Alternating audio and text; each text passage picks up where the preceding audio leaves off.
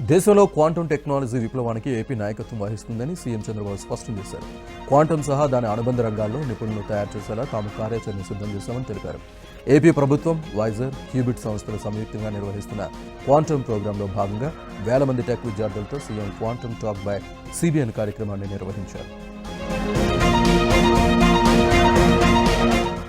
AP assembly రూపొందించిన 2026 సంవత్సరం అధికారిక వాల్ క్యాలెండర్, టేబుల్ క్యాలెండర్, డైరీలను ఏపీ సీఎం చంద్రబాబు ఆవిష్కరించారు.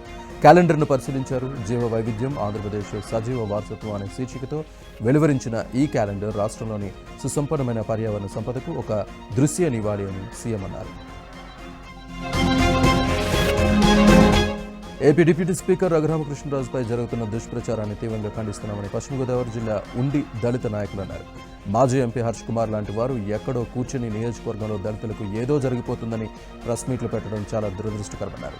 ఏ సమస్య వచ్చినా ఎమ్మెల్యే రఘురామకృష్ణరాజు దృష్టికి తీసుకువెళ్లి సమస్యను పరిష్కరించుకుంటామని తెలిపారు. కావాలనే రఘురామకృష్ణరాజుపై దుష్ప్రచారం చేస్తున్నారని దళిత నాయకులు మండిపడ్డారు. దివంగత మాజీ ప్రధాని పివి నరసింహరావు జయంతి వర్ధంతి రోజుల్లో ప్రతి ఏటా నెల్లూరులో రాజకీయంగా చిత్ర విచిత్రాలు జరుగుతున్నాయి.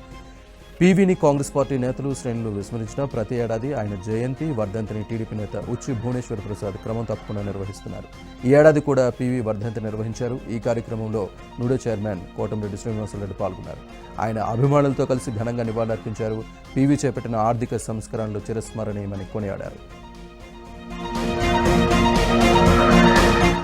ఏలూరు జిల్లా ద్వారకా తిరుమలలో రాజమండ్రి ఎంపీ పురంధేశ్వరి పర్యటించారు. ముందుగా చిన్న వెంకన్న ఆలయానికి చేరుకున్న ఆమెకు ఆలయ అధికారులు పూర్ణకుంభ స్వాగతం పలికారు. అనంతరం పురంధేశ్వరి స్వామి, అమ్మవార్లను దర్శించి ప్రత్యేక పూజలు చేశారు. అనంతరం 50 లక్షల వ్యయంతో నిర్మించిన సీసీ రోడ్లను, పంచాయతీ భవనాన్ని గోపాలపురం ఎమ్మెల్యే మద్దిపాటి వెంకటరాజు, తూర్పుగోదావరి జిల్లా టీడీపీ అధ్యక్షుడు బొడ్డు వెంకటరమణ చౌదరి ప్రారంభించారు. రేణిగుంట విమానాశ్రయంలో జరిగిన రోడ్డు భద్రత మా ప్రాధాన్యత రాష్ట్ర స్థాయి కార్యక్రమంలో హోంమంత్రి వంగలపూడి అనిత, మంత్రులు ఆనం రామనారాయణ రెడ్డి, అనగాని సత్యప్రసాద్ పాల్గొన్నారు. రోడ్డు ప్రమాదాల నివారణకు కఠిన చర్యలు అవసరమని మంత్రులు తెలిపారు. మద్యం సేవించి వాహనాలు నడిపే వారిపై కఠిన చర్యలు తప్పవని హెచ్చరించారు. ట్రాఫిక్ నిబంధనల అమల్లో రాజీ ఉండదన్నారు. పోలీస్ శాఖకు అధునాతన బ్రీత్ అనలైజర్ పరికరాలు అందజేశామని, కొత్త పరికరాలతో ట్రాఫిక్ తనిఖీలు మరింత వేగవంతం చేయాలని అధికారులకు సూచించారు. హైదరాబాద్ కలెక్టరేట్లో మహిళా కమిషన్ ఆధ్వర్యంలో నారీ న్యాయ్ కార్యక్రమం నిర్వహించారు. మహిళా కమిషన్ చైర్పర్సన్ గౌరవ నేరెళ్ల శారద ఆధ్వర్యంలో ఈ కార్యక్రమాన్ని ఏర్పాటు చేశారు. మహిళల సమస్యలు, పెండింగ్ ఫిర్యాదులు, పిటిషనర్ల నుంచి అర్జీలు స్వీకరించారు. ఈ ఫిర్యాదులను వివిధ పోలీస్ స్టేషన్ అధికారుల ద్వారా వెరిఫై చేసి రిపోర్టును మహిళా కమిషన్కు అందజేయాలని సూచించారు. ఎంపీ ల్యాండ్స్ నిధులపై ఒంగోలు ఎంపీ మాగుంట శ్రీనివాసరెడ్డి అసంతృప్తి వ్యక్తం చేశారు. ఒంగోలు పోలీస్ శాఖకు ఎన్నోసార్లు నిధులు అందించినా తగిన గుర్తింపు ఇవ్వడం లేదని ఆవేదన వ్యక్తం చేశారు. ఒంగోలులో ఓ పోలీస్ గెస్ట్ హౌస్కు నిధులు ఇచ్చామన్నారు. కానీ నిధులు ఇచ్చిన ఎంపీకి మాత్రం విలువ ఉండటం లేదని మాగుంట శ్రీనివాసరెడ్డి మండిపడ్డారు. ఏలూరు జిల్లా ఆగిరిపల్లి మండలం పోతవరపాడు మ్యాంగో బే రిక్రియేషన్ క్లబ్లో అరెస్టైన 218 మంది పేకాట రాయలను నూజివీడు కోర్టులో పోలీసులు హాజరుపరిచారు. ఈ దాడుల్లో 130 కార్లు, 40 ద్విచక్ర వాహనాలు స్వాధీనం చేసుకోవడంతో పాటు క్లబ్లో ఫర్నిచర్ను కూడా సీజ్ చేశారు. నూజివీడు నియోజకవర్గంలో ఇంత పెద్ద మొత్తంలో పేకాట శిబిరం కొనసాగుతున్నా అదుపు చేయకపోవడంపై మంత్రి పార్థసారథి, మంత్రి నారా లోకేష్ అసహనం వ్యక్తం చేసినట్టు తెలుస్తోంది. ఉమ్మడి నెల్లూరు జిల్లా గూడూరును జిల్లా కేంద్రం చేయాలని లేదా నెల్లూరు జిల్లాలో కలపాలని జేఏసీ ఆధ్వర్యంలో నిర్వహిస్తున్న నిరాహార దీక్ష 17వ రోజుకు చేరింది. జేఏసీ ఆధ్వర్యంలో దుకాణాలు మూయించి వాహనాలను అడ్డుకుని బంద్ పాటించారు. బ్యాంకులు, విద్యా సంస్థలు స్వచ్ఛందంగా బంద్ పాటించాయి. జేఏసీకి మద్దతుగా గూడూరు కోర్టులో న్యాయవాదులు విధులు బహిష్కరించారు.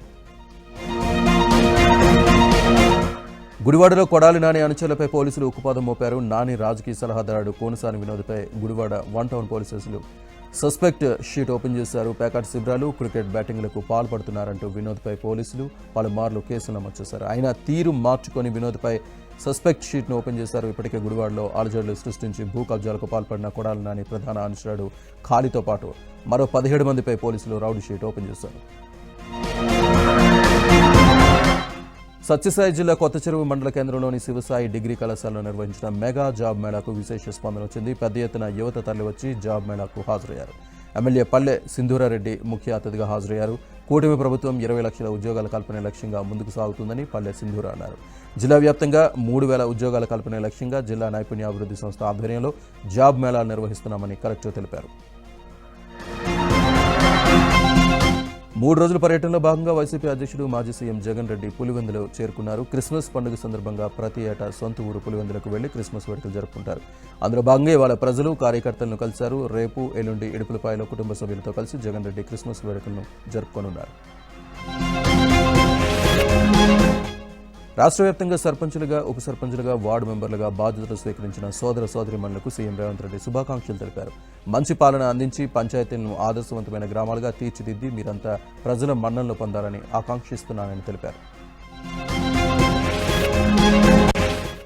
నారాయణపేట జిల్లా మక్తల్ మున్సిపాలిటీ పరిధిలోని పలు వార్డుల్లో మంత్రి వాక్టి శ్రీహరి పర్యటించారు. కాలనీల్లో తిరిగి సమస్యలపై ఆరా తీశారు. మారుతినగర్, యాదవ్ నగర్తో పాటు 10 కాలనీల్లో చేపట్టాల్సిన సీసీ రోడ్లు, డ్రైనేజీలు, పలు అభివృద్ధి పనులపై అధికారులకు వివరించారు.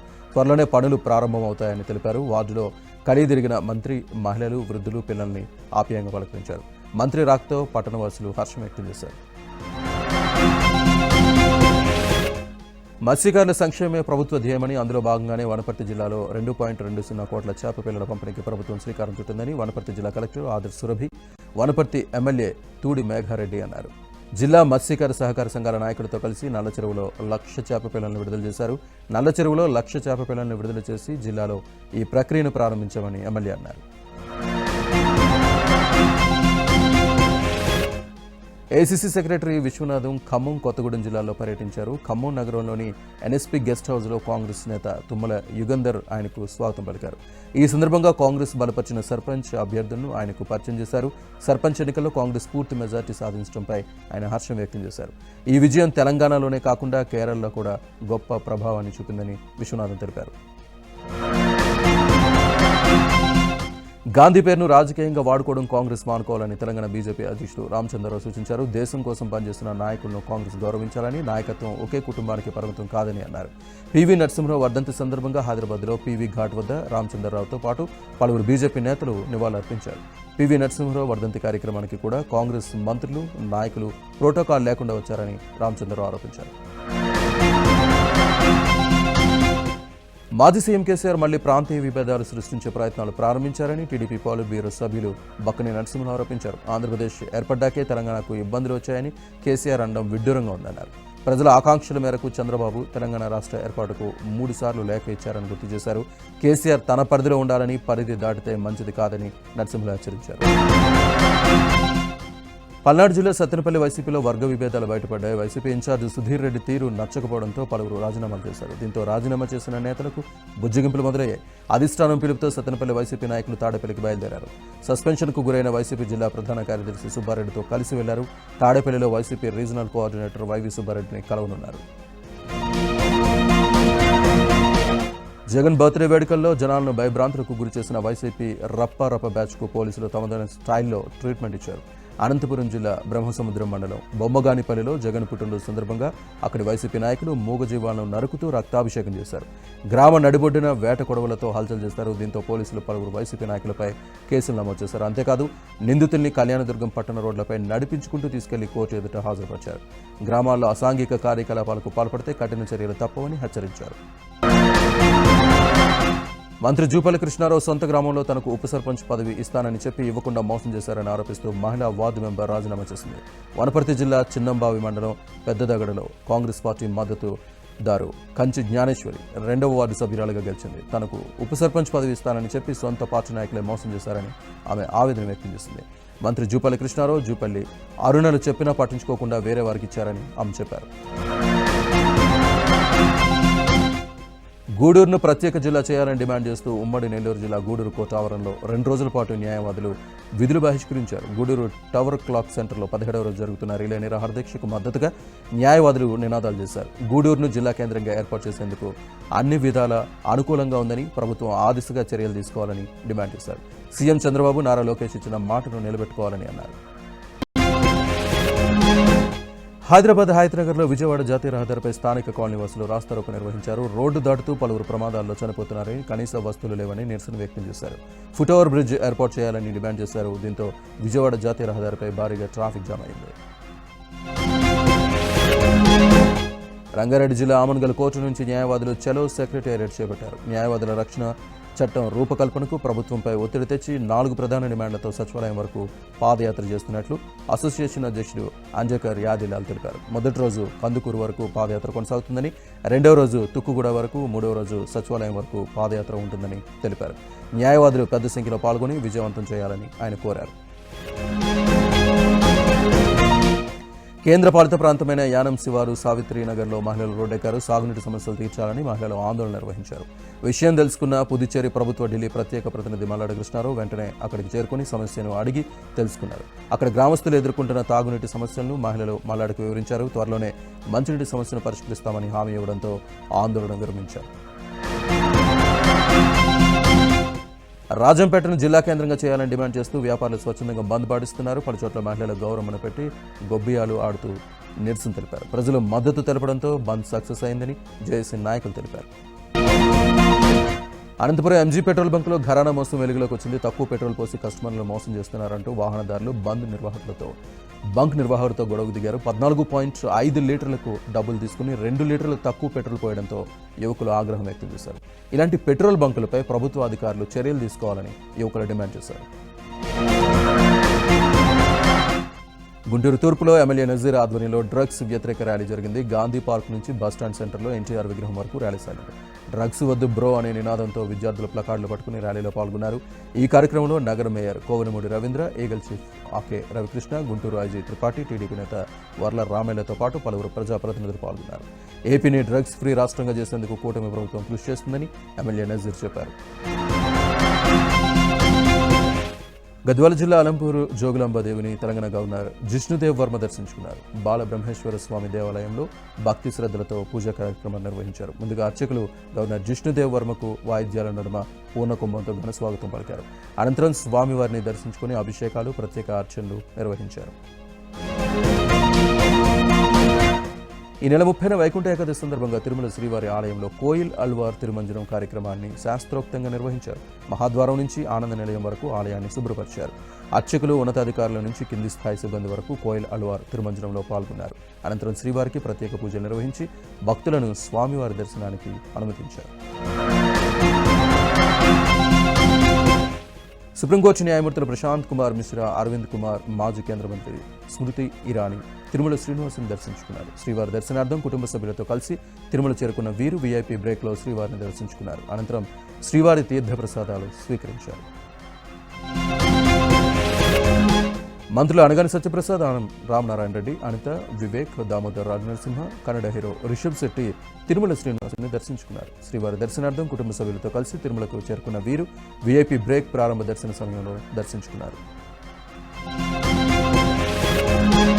రంగారెడ్డి జిల్లా కడ్తాల్ మండల పరిధిలోని మహేశ్వర మహా పిరమిడ్లో పత్రిజీ మహాయాగాలు 3వ రోజుకు చేరుకున్నాయి. సంజయ్ ఆధ్వర్యంలో సామూహిక ప్రాంతకాల సంగీత ధ్యానం నిర్వహించారు. ఆలోచనలు సరైన స్థితిలోకి తీసుకెళ్లడానికి ధ్యానం అంటారని పత్రిజీ అన్నారు. ప్రతి ఒక్కరూ ఆనందంగా జీవించడమే పత్రిజీ కోరుకున్నారని చెప్పారు. అనంతరం ఆధ్యాత్మిక గ్రంథాలతో పాటు మేఘా జైన ట్రస్ట్ సభ్యులు పోస్టర్లను పరిమిళ పత్రిజీ ఆవిష్కరించారు. ఎన్డీఏ ప్రభుత్వంపై విపక్ష నేత రాహుల్ గాంధీ మరోసారి విమర్శలు గుప్పించారు. జర్మనీలోని బెర్లిన్లో జరిగిన ఓ కార్యక్రమంలో పాల్గొన్న రాహుల్ దేశంలో ప్రజాస్వామ్యం ప్రమాదంలో ఉందని ఆందోళన వ్యక్తం చేశారు. 2024లో జరిగిన హర్యానా, మహారాష్ట్ర ఎన్నికలు న్యాయంగా జరగలేదన్నారు. ఓటింగ్ లిస్టులో అవకతవకలు జరిగాయని, వీటిపై ఎన్నికల సంఘానికి ఫిర్యాదు చేసిన స్పందన లేదని విమర్శించారు. సుప్రీంకోర్టు అదనపు సొలిసిటర్ జనరల్గా టీడీపీ మాజీ ఎంపీ కనకమెడల రవీంద్ర కుమార్ నియమితులయ్యారు. 3 ఏళ్ల పాటు ఈయన పదవిలో కొనసాగనున్నారు. కనకమెడల రవీంద్ర నియామకాన్ని ఖరారు చేస్తూ కేంద్రం ప్రకటన విడుదల చేసింది. చైనా సరిహద్దు సమీపంలో 16,000 అడుగుల ఎత్తున మూలింగ్ లా వద్ద భారత వ్యూహాత్మక రహదారి నిర్మిస్తోంది. 32 కిలోమీటర్ల పొడవుతో నీలపాని నుంచి మూలింగ్ లా బేస్ వరకు నిర్మించనున్న ఈ రోడ్డు సైనికులకు ఎంతగానో ఉపయోగపడుతుంది. అత్యంత కఠినమైన వాతావరణ పరిస్థితుల్లో కూడా సైనికులు వాహనాలతో త్వరగా చేరుకోవచ్చు. ఈ నిర్మాణానికి సుమారు 104 కోట్లు ఖర్చు చేస్తున్నారు.